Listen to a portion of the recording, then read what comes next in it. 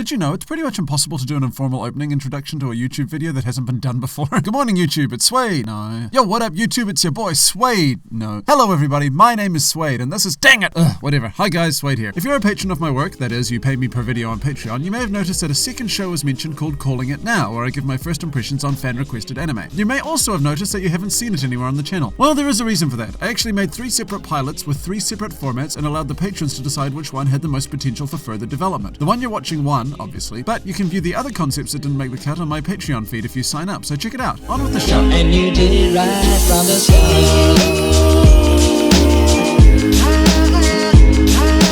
Hello, Internet. Welcome to... Sorry. Welcome to Calling It Now, the all-new series where I take the very first episode of an anime that I've never seen or at least barely heard of and make wild assumptions about where it's going to go. You can even join in. All shows covered on the series have been requested on Patreon, so if you like the show, go check it out. The idea behind the series is twofold. 1, because I can't think of an anime fan who doesn't make baseless claims as to where a series is going after just 1 episode. And 2, you may not know this if you're a casual fan, but approximately 1 metric ton of new anime is released every season. This ain't a bad or even unheard of thing in any kind of media. Think of the amount of new books published every week for an obvious example. But I thought it would be nice to have one more person out there where people could go, what's that all about? And get some entertainment and a quick summary all at once. I don't have any real rules yet, so let's just get on with it! Our very first anime was requested by the pink, the perky, the parliamentary patron known as Gwen Hime, and it's called Shonen Maid.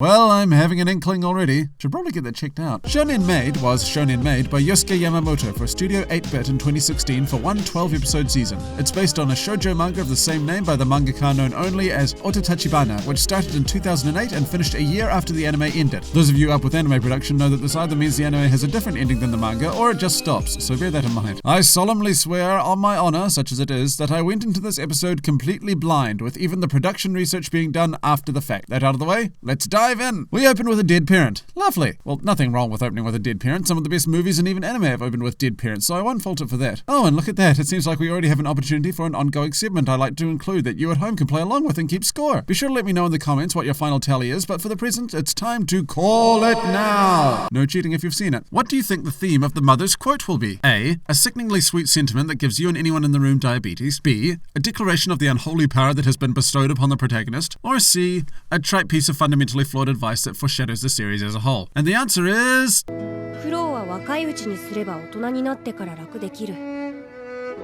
C. Give yourself 1 point if you got it and nothing if you missed it. However, remember that wrong answers will take 1 away from your total to a minimum of 0. Moving on, we've only done the first 10 seconds for Pete's sake. So our protagonist, Mop Top Magimo here, is reading his mother's will after dying of life failure. Said mum then basically says, I'm sure you're wondering how you're going to go on without me. Well, you're not the only one. I'm dead, so I don't care. Things will work out. Don't be a stick in the mud. Jeez, kid, you're acting like someone died or something. Kisses, mum. Then Mop Top responds in a way I simply can't make fun of because it's pretty much what I would do.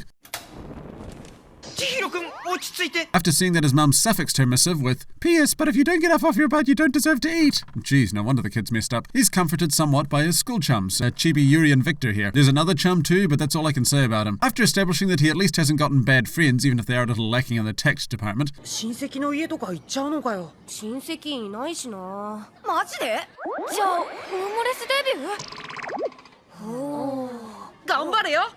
We get some scenery sexposition as Mop Top narrates his concerns over gorgeous urban tableaus. He then meets Detective Gumshoe's cousin that he never talks about, who's cowering in fear of a living plushie. Mop Top's all, seriously? It's freaking adorable. I'm almost eliciting an emotion here. And Camp Columbo is all, you don't understand. I have a crippling fear of capitalism. 2 more scenes with that dog and it's all over the claw machines. By the way, I'm your Call It Now. A, filthy rich uncle, like stupid rich. B, spirit guide to the underworld. Or C, younger brother with a medical condition. And the answer is... A. Now let's hit the opening.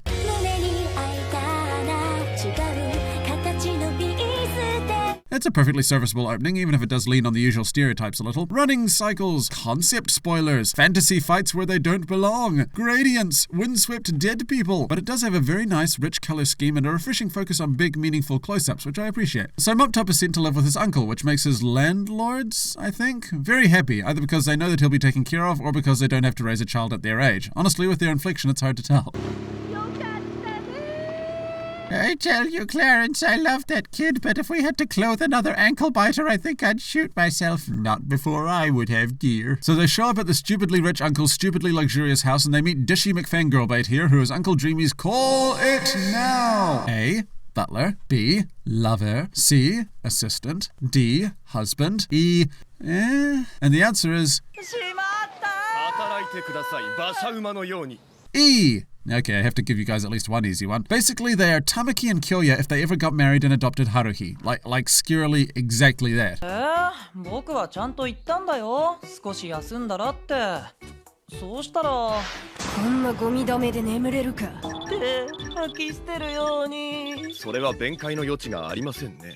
For those who haven't seen Ouran High School Host Club, just watch the first episode and you'll get it. It turns out, Dead Mother Without a Side Ponytail is actually a disowned heir to a massively ambiguous fortune because she decided to have Mop Top. Awkward. So after having that dumped on him, he realized that the landlords apparently gutted the house the instant he left, and now he's trapped with them. Oh geez, I'm trapped in a comedic slice of life coming-of-age luxury porn anime. Ah! And Glasses here is all just because I'm apparently a golem molded from dignity and sexy unattainability doesn't mean I can't see the child is hurting. Go easy on the kid. And Uncle Dreamy's all, it's cool, his spirit will break eventually. Seriously, he pretty much says that. 分かってるんだろう、あの子も。 So Mop Top understandably starts crying after all this, and the Tap's like, hey, I can do that too. Then suddenly Mop Top is all, wait a minute, what better to cover the PTSD than to call it now? A. Discover an obsession for cooking after falling in love with their gorgeous kitchen from the land of Ramsey. B. Obsessively clean their entire mansion after nearly having a stroke at how filthy the masters are. Or C. Embark on an obsession for hospitality after seeing a group of tourists gawk at the mansion through the window. And the answer is... こんなゴミ屋敷が許されると思うな。 B. Yes, it seems Mop Top cannot abide the cockroach-infested cesspit that is the couple's kitchen and cleans the whole place to a mirror sheen. But not before Uncle Dreamy reacts to Mop Top's explosion in about the same way I would, to be honest.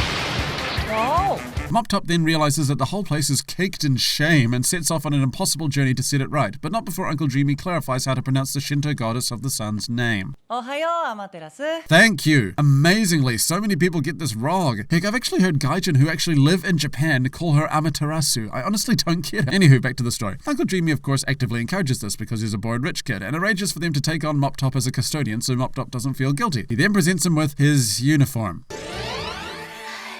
なんだよこれ。何って制服。なんでヒラヒラしてんだよ。 There's your gimmick, folks. Mop Top is now a Shonen Maid. But what possible specific and officially given reason could Uncle Dreamy ever have for dressing his custodian nephew in drag? I say we have to call it now. A. He can't hire male custodians due to an obscure family constitution. B. He likes ruffles and torturing the spawn of his sister. And C. It was actually Mop Top's idea to help him focus. And the answer is... 僕の手作り。とりあえず制服だよって渡したら本当に着てくれたんだもん。 B. Yep, that's literally the only explanation we get, and Mop Top just takes it for no reason. Man, he really was broken. After that, we basically just get an extended montage of cleaning the house with added luxury porn, sad flashbacks that confirm he's literally dusting the shame away, and actually pretty awesome humorous asides. さて、掃除も終わったし、お茶にでもしようか。そうですね。